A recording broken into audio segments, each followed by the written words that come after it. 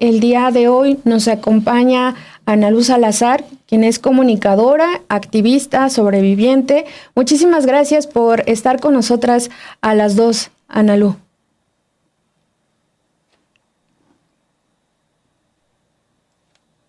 No sé si por ahí se escucha. Creo que, Ya. pues bueno, como es como ya se está haciendo un clásico, ¿no? Por año me salen 1 o 2 casos con el tema de los legionarios y bueno, ni hablar en general con temas de pederastia clerical, ¿no? Que es lo que prácticamente pues hago divulgación. En ese sentido puedo decirles que este agresor que tenemos identificado como Antonio María Cabrera, que tiene doble nacionalidad, es español y mexicano, también había sido intentado, o sea, las víctimas, porque no es una, al parecer son varias personas, se habla de una niña, pero también se habla de niños. Yo lo que tengo entendido es que hicieron todo lo posible para que en España o en otros lugares pudieran castigarle por sus delitos, y nada. Entonces lo que les quedaba, la última, digamos, el último gancho era México. Y sorprendentemente, esta es la primera vez que lo puedo decir de esa manera, pues es el primer legionario en la cárcel que yo veo. Porque ni Marcelino, que agarraron en España, abusando sexualmente de niñas pequeñas en el colegio Highlands, allá en España, había podido pisar la cárcel, estuvo en juicio, pero no tiene prisión preventiva oficiosa, entonces está suelto. Este es el primer legionario que yo me entero que está detenido, ¿no? Y es en México, y pues no creí que lo fueran a ver mis ojos tan pronto, pero por una parte pues siento una alegría profunda porque pues digamos que concuerdo con las víctimas, ¿no? El dolor irreparable que causan estos agresores, cómo destruyen la vida de niños, niñas y adolescentes y de sus familias, cómo tú tienes que cambiar todo tu entorno porque el agresor sigue como si nada, y de pronto pues ver que sí hay posibilidades de que un agresor de una congregación tan poderosa como los Legionarios de Cristo pueda ingresar, aunque sea de forma preventiva, a un espacio, pues a una cárcel, pues verdaderamente, pues sí creo que es un remanso, ¿no? De paz para nosotras las víctimas. No fue Fernando Martínez, que fue mi agresor y falleció, pero bueno, es Antonio María Cabrera, espero que sea el primero de muchos, porque ni es el único, ni va a ser el último, y mucho menos de esa congregación que sabemos que fue creada por un pederasta, ¿no? Bueno, un pederasta, un drogadicto, un maleante, un delincuente, ¿no? O sea, todo, él era todo, ¿no? Que agredió a otros niños, pero también agredió a niñas, porque la última esposa que tuvo, pues, la captó, y ni decir de sus propios hijos, ¿no? Y hablo de Marcel Maciel. Es imposible no creer que dentro de la congregación siga habiendo este tipo de prácticas. En ese sentido, Ana Lu, justo esto iba a ser mi primera pregunta, ¿qué es lo que representa este hecho, esta detención para quienes han sobrevivido a abusos similares dentro de los Legionarios de Cristo? ¿Qué es lo que está representando para ustedes? Pues bueno, creo, sin temor a equivocarme, que bueno, pues sí da un poco de luz, de esperanza, saber que tal vez estos agresores de infancias puedan enfrentar a la legalidad. Aquí se ve que no solo la víctima tal vez estaba en tiempo y forma para hacer la denuncia pertinente, sino que aparte pues ya opera la imprescriptibilidad, entonces también vaya, ya digamos que hay algunos mecanismos a favor de las víctimas, ¿no? Y también que si el señor es encontrado culpable, pues ya hay una pena establecida, que se habló justo cuando se ingresó la imprescriptibilidad del delito de violencia sexual infantil, que se fue una conversación y una lucha particular que tuvimos la entonces senadora Josefina Vázquez Mota y yo, la verdad, en donde pactamos y platicamos que estos líderes de culto, esta gente que ostenta ese poder político, social, deben de ser juzgados conforme a las responsabilidades y a los privilegios que ostentan.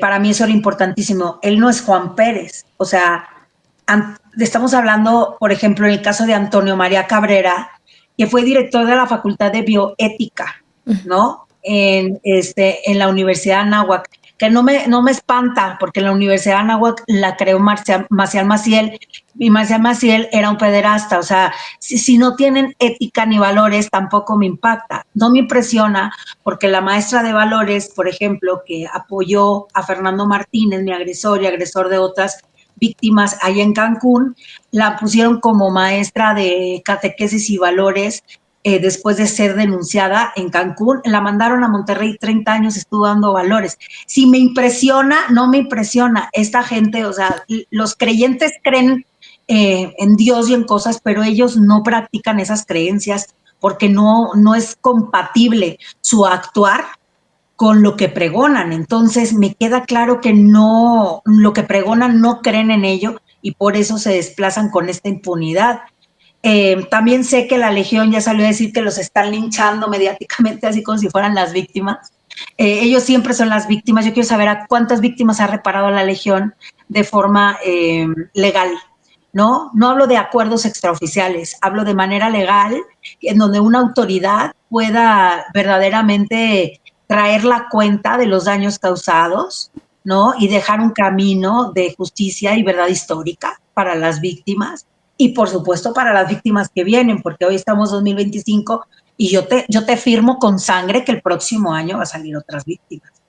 O sea, pederastas dentro de esa institución, en los legionarios hay, y en la iglesia en general, ¿no? Ayer salió el caso de un chico que su alias es Hernán, en donde denuncia también a un cura que fue protegido por quien hoy es un obispo.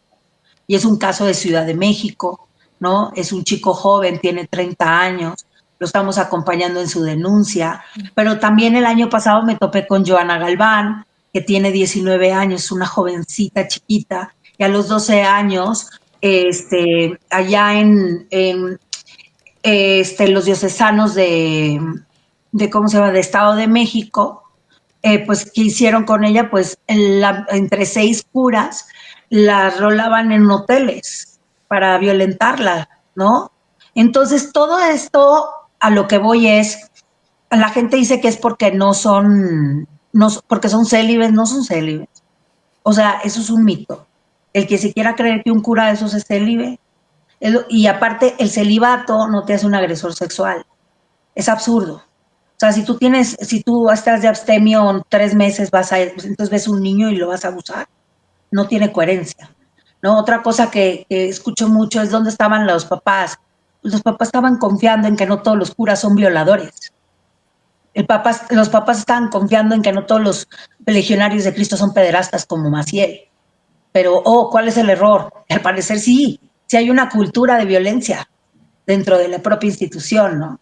O sea, para nosotros sí es significativo una detención, pero lo que va a ser más significativo es cómo se va a comportar la autoridad en México con este agresor, con el poder que ostenta, no solo por el título de sacerdote, sino por ser parte de una de las congregaciones la más poderosa del mundo. Después es el Opus Dei. Ellos son el brazo derecho del Vaticano. Ellos están metidos hasta la médula con los papas. Para estas alturas, para decir que en 20 años ellos no se dieron cuenta de lo que pasó, ese mismo discurso lo usaron con Maciel, lo usaron con Fernando Martínez, pero ellos tienen registro 2017 y entonces empiezan a salir señalamientos, pero nada formal. O sea, necesita ser formal para que una autoridad eclesial tome cartas en el asunto.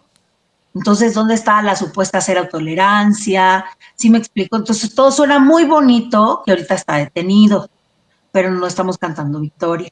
Tiene que ser paso a paso y ver cómo las autoridades, a ver de qué lado ahora sí que truena, ¿no? La bomba. Claro. Si del lado de las víctimas, esta es una oportunidad para las autoridades, y se les exige que hagan con el máximo rigor, no solo la investigación, sino la justicia para niños, niñas y adolescentes, que está establecido en los derechos humanos de niños, niñas y adolescentes. Porque la Comisión Nacional de los Derechos Humanos no ha hecho nada. No ha incluso ni soltado un criterio en donde le exija a la Iglesia no encubrir estructuralmente a estos agresores durante 20 años. ¿Sabes cuántos niños agredió 20 años? Que los tuvieron cambie y cambie de lugar. Hasta que un niño o una niña se atrevió a hablar, ya adulto, ya con una vida compleja, porque ya cargas con todas las secuelas de la agresión, ¿no? Y tú y tu familia, en dolor total. Yo hablando con un familiar cercano a una de las víctimas, me dijeron que se han comunicado más de 12 personas para señalar a este agresor. Entonces, los legionarios de Cristo, como siempre, van a sostener, ¿no?, que ellos no sabían, porque es su máxima. Ellos no sabían, nos están atacando por ser curas, nos están estigmatizando por ser legionarios de Cristo, ¿no? Pues con justa razón. O sea, claro, nos están dando todos los motivos, ¿no? Porque entonces, si la culpa no es de ellos y es de nosotros por mal pensar, pues discúlpanos, pero por bien pensar han salido más víctimas. Entonces lo que tenemos que hacer es pensar que todos los curas son unos agresores. Esa es la puerta que nos abre esta postura, ¿no?, tan desfachatada, tan cínica de el representante legal en México de los Legionarios de Cristo, que te voy a decir ahorita cómo se llama el señor Alberto Simán, ¿no? Él es el director territorial de la Legión, de la Legión para México y Centroamérica. Ya reconoció públicamente que Cabrera está acusado de violación por hechos ocurridos 2004, 2007 y 2011. O sea, ya son 3 hechos, ¿no? Por ahí, en conversaciones con las víctimas, a mí me hablan de más de 12 víctimas.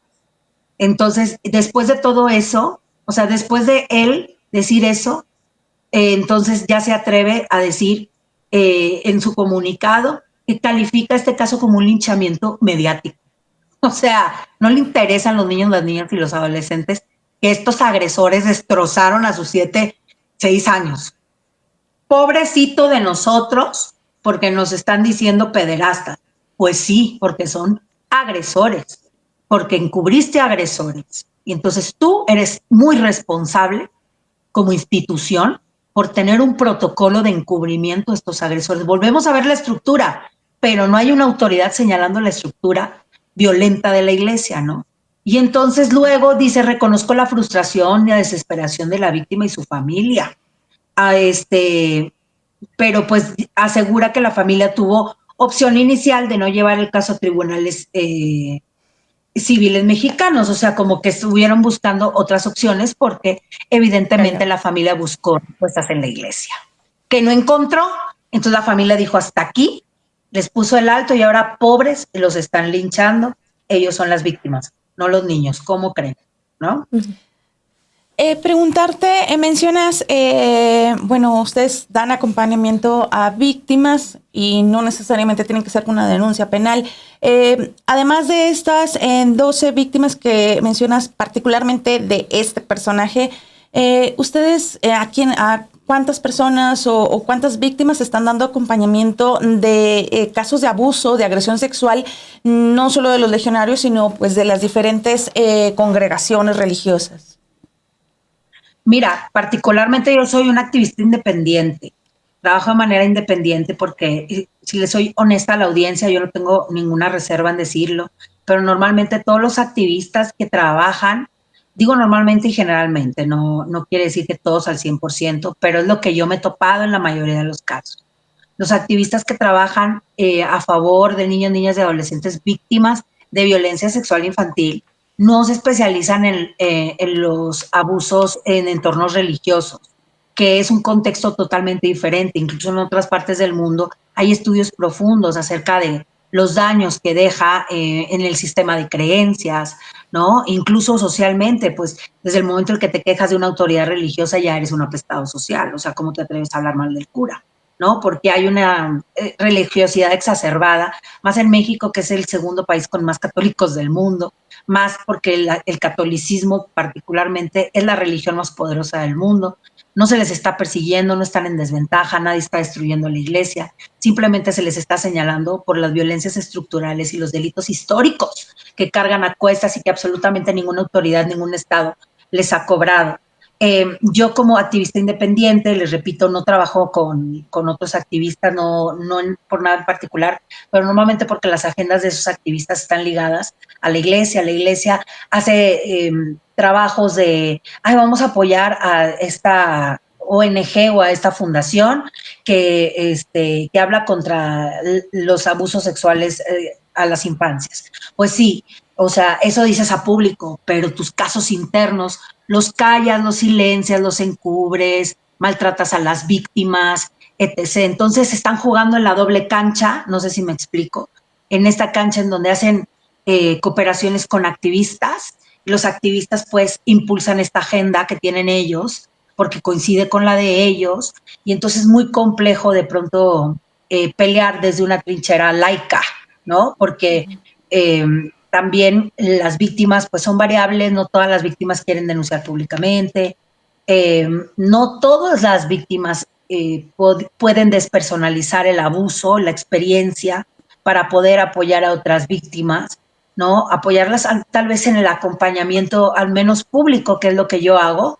Yo siempre les digo, yo no soy psicóloga, entonces es importante que tengas una psicóloga, es importante que tengas bien bajado el tema legal, me lo compartas y hacemos la divulgación pública, ¿no? Que eso es importante para mí.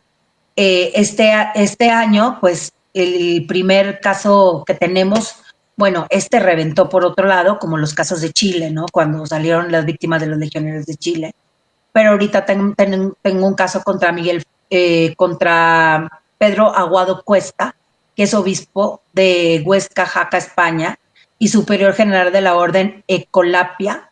Y él es obispo hoy por hoy, pero encubrió a Miguel Flores Martínez, que ya falleció, que fue sacerdote escolapio, pastor y maestro de monaguillos en Ciudad de México, y fue denunciado por una víctima por abuso sexual, violencia sexual continuada durante 3 años, cuando el menor tenía entre 11 y 14 años. Este es un caso que ya está reventando de manera pública.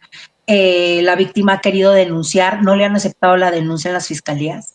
Imagínate eso, no le aceptan ni poner la denuncia.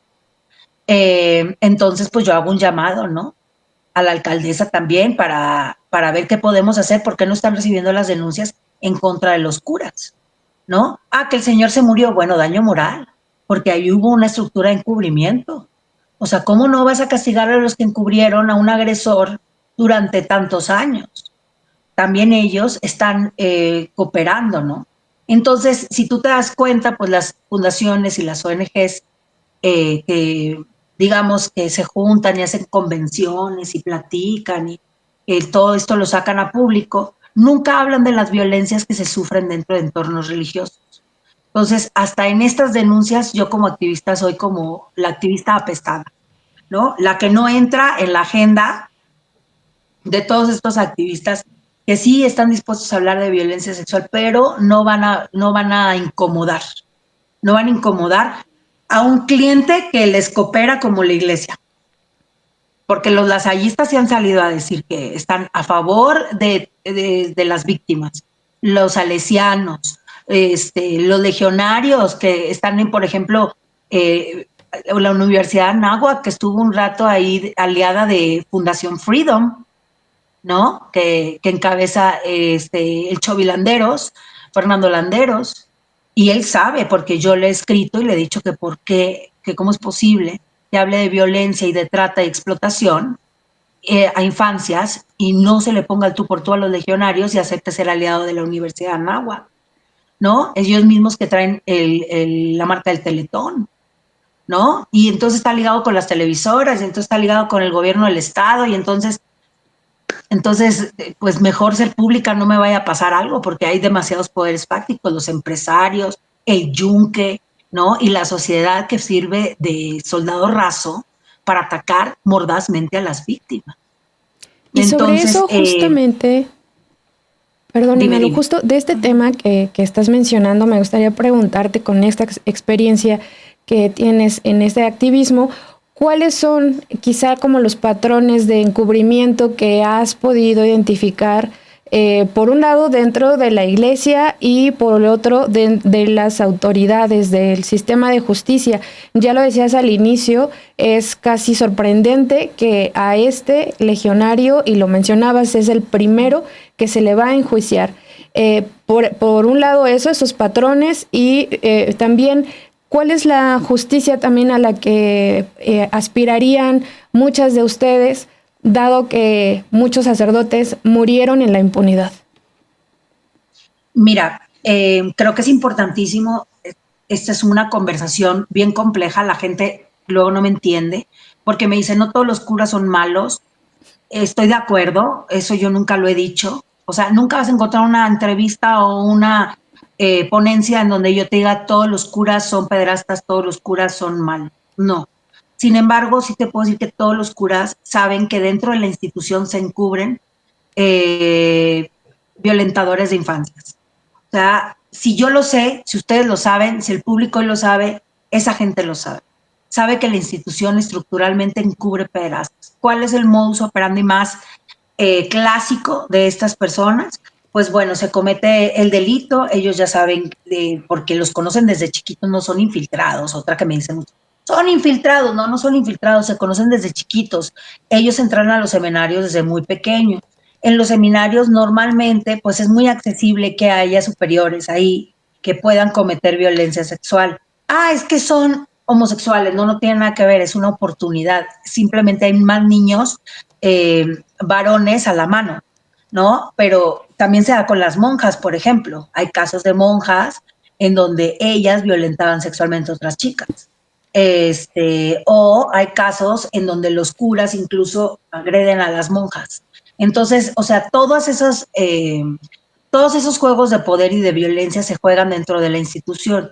¿Qué digo yo? Que estas personas crecen, evidentemente, con una idea súper torcida de lo que es, pues, las relaciones humanas, incluso con un estigma sexual muy grande, ¿no? Porque el sexo en la iglesia es, pues, muy pecaminoso, es moralmente incorrecto bajo ciertas circunstancias.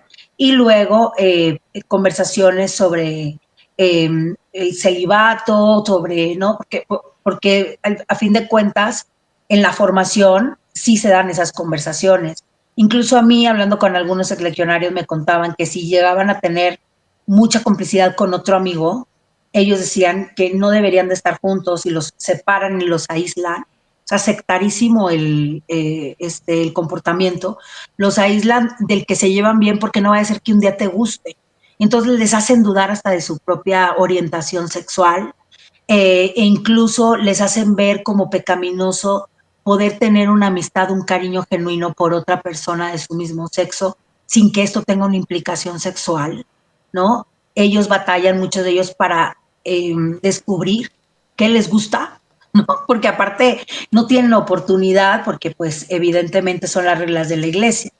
Ahora, esa es una parte de lo que yo observo. Otra parte es que cuando ya esta sexualidad de la que hablamos, pues se desorbita, se descompone, se amaña, se malinterpreta, se malgestiona, o sea, todo mal, porque no hubo herramientas, no hubo guía, no hubo conversación sana, no hay información, porque les tienen prácticamente sometidos con haz de cuenta, tienen un superior, con ese superior hablan y ese superior le dice todo a otro superior, entonces es una fábrica de secretos y te tienen muy amarrado con tus secretos, y hay como una violencia psicológica muy pasivo-agresiva y un aislamiento. No hablan con sus papás, solo cada 15 días, no pueden decir todos los interiores que están sufriendo dentro de la legión. Si reciben cartas, se las checan. O sea, te estoy hablando verdaderamente de un comportamiento más que sectario, incluso a mí me parece delincuencial y me parece, pues bueno, a mí me parece secuestro tal cual. Suena grave, pero pues sí, y a esos chicos los someten a trabajos no remunerados, a diversas actividades que en mi apreciación pues, sí podían entrar en trata, explotación laboral, explotación sexual, ¿no? Por si hay algún depredador por ahí, encubierto por la institución. O sea, es un ambiente muy hostil el que se desarrolla dentro de los seminarios. En mi apreciación, ningún menor de edad debería estar ahí. Y cuando ya esta sexualidad está mal gestionada, lo que hacen es que la encubren porque sabe demasiado la persona. ¿Sí me explico? Entonces, y saben demasiado de él y él sabe demasiado de ellos. Entonces, ya hay ahí un pacto, ¿no? Entre esta gente. ¿Y qué es lo que pasa? Que lo encubren. Lo encubren y lo cambian de lugar. Ah, violo aquí, lo cambio acá. Ah, violo acá, lo cambio acá. Y como yo ya sé que viene bien dañado, porque lo dañamos desde que está chiquito de muchas maneras, para que esté tranquilo, en lugar de ser maestro, le voy a poner de director. O lo voy a poner de tal cosa. O le voy a dar el título de catedrático, no sé, ¿no? De la náhuatl. Entonces, cuando tú veas no solo un legionario, un obispo, un cardenal, incluso un papa, cuestiónate cuánto tuvo que cooperar para llegar a ese puesto de poder y cuánto tiene que saber, ¿no? Porque la gente se llenaba la boca diciendo que con el Papa Francisco yo iba a cambiar. ¿Qué cambió el Papa Francisco? Nomás dijo que lo iba a cambiar, que esto estaba mal. Pues sí, ya sabemos que está mal. Que perdón, no me pidas perdón, no me comprometas, porque yo no quiero perdón, yo quiero justicia, no me robaste una paleta, ¿no? Entonces, pues prácticamente y a muy grandes rasgos, estas son las estructuras, por eso es muy difícil también, pues esta cultura que tienen, aparte de no hablar mal del superior, la cultura del silencio, del maltrato y cómo replican este tipo de violencias, ¿no? Con otras personas. Aquí el problema es que no solo lo hacen dentro del ambiente sectario, en mi apreciación, que tienen dentro de las congregaciones o de las casas de los curas, sino que ya se salen a las escuelas. Entonces ya no es que tú, aparte, te hayas metido a un seminario, ya no te metiste al seminario, lo que hiciste fue ir a la escuela. Y todavía te cuestionan y te dicen que por qué no dijiste antes, como si pudieras discernirlo, ¿no? Entonces, pues más o menos esa es la estructura interna y en los compromisos que tienen de por qué no entregan a los pederastas. Y eso lo hacen desde los legionarios, el Opus Dei. Por ejemplo, el Opus Dei en una investigación en España metió de incógnita una falsa víctima para contar historias de que el Opus Dei era maravilloso. Que pues sí pasó, pero que estaban todos exagerando. O sea, está documentado que echaron mentiras. O, por ejemplo, los legionarios con Velasco de Paolis, que ya también era la mano derecha del santo de los pederastas, Juan Pablo II, él luego quería hacer arreglos extraoficiales con las víctimas de los legionarios, para volverlos a encarrilar después de lo de Maciel, y entonces de pronto les ofrecía contratos con pagas, con viajes, con escuela, así como si pudieran comprar su silencio y el agravio que le hicieron a sus vidas y a sus cuerpos infantiles, ¿no? Y esto que yo les cuento que sucede en México, ustedes chequen, y sucede en Polonia, en España, en Brasil, en Estados Unidos, nomás que en Estados Unidos no les tienen tanto temor reverencial, lo están dejando en quiebra.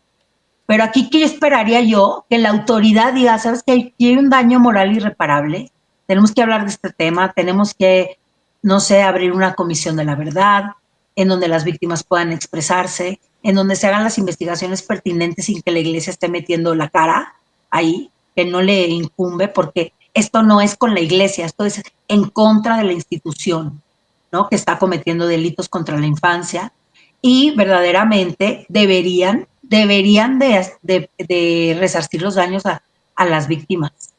Eso es lo que debería pasar. Que tú me preguntes qué va a pasar, pues no sé, ¿verdad? No estoy tan esperanzada.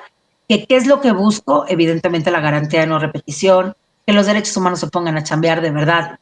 Son una grosería, son verdaderamente un atentado a la inteligencia. Yo puse mi carta en los derechos humanos porque ellos tienen pendiente un acuerdo que hicieron con otros países en donde tenían que investigar a la iglesia y soltar criterios y opiniones y posturas para que la iglesia dejara de abusar y niños y encubrir a violadores. Eso está en una de las convenciones internacionales. Yo puse mi carta sabiendo que mi delito estaba prescrito, pero ellos lo que me contestaron, en lugar de dar un criterio o de soltar alguna postura contra el encubrimiento institucional de la Iglesia Católica, lo que hicieron fue decirme que abra una denuncia en Cancún. Imagínate, los derechos humanos, y te estoy hablando del sexenio el cambio de sexenio a López Obrador. Entonces, sí dicen mucho, pero si tú me preguntas, no hacen nada. O sea, todavía no me he encontrado, ¿no? Porque cuando le preguntaron a López Obrador, igual dijo, no, pero es que eso pasa en todos lados, pero es que no estamos hablando de todos lados. O sea, hay que concentrarnos puntualmente en el tema. Como si decimos robar, sí, roban en todos lados, sí, pero no es lo mismo robarte un pan por hambre que robarle millones a una empresa. O sea, es diferente, ¿no? Entonces no es lo mismo que te abuse Juan Pérez, que no tiene una estructura detrás tan poderosa como una institución religiosa, la más picuda del mundo, a que te abuse Antonio Cabrera, ¿no? ¿Y cuál es el resultado? Pues que tú dime cuántos curas hay en las cárceles pagando por sus delitos. Claro. Pues te agradecemos muchísimo, Analu, que nos hayas acompañado y que nos hayas atendido la llamada y que nos hayas proporcionado esta entrevista en la que sí, pues nos quedamos que pues dentro de los principales patrones es este pacto de impunidad que hay en la iglesia. Te agradecemos mucho que nos hayas acompañado aquí a las 2 en A las 2. Muchísimas gracias, al contrario, por el espacio y pues ustedes saben, gracias porque los medios son aliados de nosotros las víctimas. Lo único que tenemos es estos espacios que nos brindan y pues aquí haciendo un llamado atento a la autoridad porque vienen casos y pues hay que revisar por qué en las fiscalías no están aceptando las denuncias de las víctimas de pederastia clerical, ¿no? Sí, En eso estamos haciendo una denuncia abierta con la víctima, que es un joven de 30 años, que ha intentado 3 veces poner su denuncia aquí en Ciudad de México y le han dicho que no, que por qué hasta ahorita, que por qué no lo hizo antes. O sea, imagínate en las propias fiscalías que no hay un solo gramo de sensibilidad. Uy, no, es que ya se murió. Oye, ¿y los encubridores que están vivos? ¿Qué va a pasar? Yo quiero que la autoridad esclarezca este caso, aunque ese señor ya se haya muerto, ¿no? Tengo derecho a una verdad como víctima, a una reparación y una garantía de no repetición. Estoy cumpliendo, trayendo aquí la denuncia. Y sin embargo no hemos obtenido respuesta y bueno, pues esperemos que la alcaldesa, ¿no? Pues nos busque, nos localice, nos escriba. Estamos abiertos a cooperar con las autoridades. Pues queremos justicia. Si yo no logré justicia en mi caso, pues que otras víctimas lo alcancen. Y pues nomás les exigimos que hagan su trabajo. Nada de superhéroes. No queremos que hagan actos fuera de la norma. Queremos nada más que cumplan con su trabajo y que a la sociedad pues que apoye mucho a las víctimas. Acuérdense que en lugar de cuestionar por qué las víctimas cometieron errores o las víctimas colaterales, hay que cuestionar por qué hay violadores y por qué nadie está haciendo absolutamente nada. Y como dice Giselle Pelicot, que la vergüenza cambie de bando. Claro. Totalmente, tiene que estar de ese lado, no de acá. Muchísimas gracias, Analu.